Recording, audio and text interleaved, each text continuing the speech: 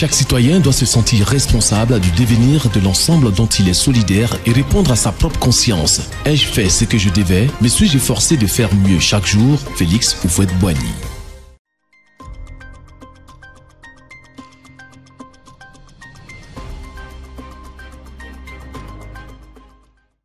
À titre de rappel, la semaine dernière, nous avons parlé de 3 formes de peur.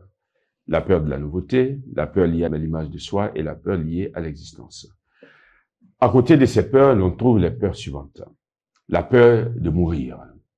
On peut l'appeler d'ailleurs la peur suprême, parce que la mort signifie la fin de l'existence telle que nous la connaissons actuellement sur Terre.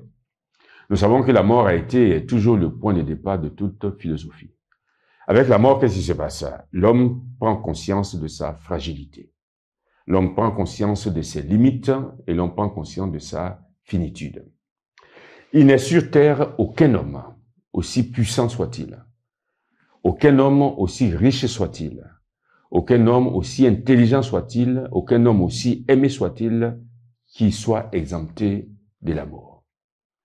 Tout homme sera un jour ou l'autre, sans qu'il sache d'avance quand, où, ni comment, confronté, non pas à la mort de son voisin, mais confronté à sa propre mort. Et cela peut être source de peur. Cela est d'ailleurs pour certains source de grande angoisse. Autre forme de peur, la peur liée aux biens matériels. Lorsqu'on a peur de manquer de biens matériels, on les amasse parfois avec avidité. Et paradoxalement, lorsqu'on a fini de les amasser, il y a une autre peur qui naît, c'est la peur de les perdre. Et puis il y a la peur du politique. Surtout des hommes politiques qui, en véritable tyran ou despote, ont érigé la peur en système de gouvernement, en déphasage total avec leur mission à la tête des nations qui consiste à créer les conditions de développement économique, social et culturel et d'épanouissement des populations aux destinées desquelles ils président. Il y a aussi la peur liée aux incivilités, nées des manquements aux règles de politesse, aux règles de savoir-vivre, au vandalisme, au bruit diurne et nocturne, au non-respect du code de la route, à la dégradation des biens et des espaces publics, etc. Et puis, dernière forme de peur que nous avons retenue, c'est la peur liée à l'impunité et à l'injustice. Toute atteinte aux personnes et aux biens mérite d'être sanctionnée, selon les règles établies, par les autorités compétentes établies à cet effet, bien sûr. L'impunité renforce l'injustice et les frustrations. Nous l'avons déjà dit, mais c'est bon de le rappeler. En plus, de faire naître en soi un sentiment d'insécurité. Parce qu'on se dit que si un jour on est victime d'injustice, on ne pourra pas être rétabli dans nos droits. Et dans ces conditions-là, ça crée un sentiment d'insécurité. Alors, signalons pour finir cette émission qu'il y a 2 formes de peur qui sont positives pour l'individu et la communauté tout entière. La première, c'est la peur de rater sa vie. Parce que quand on a peur de rater sa vie, qu'est-ce qu'on fait?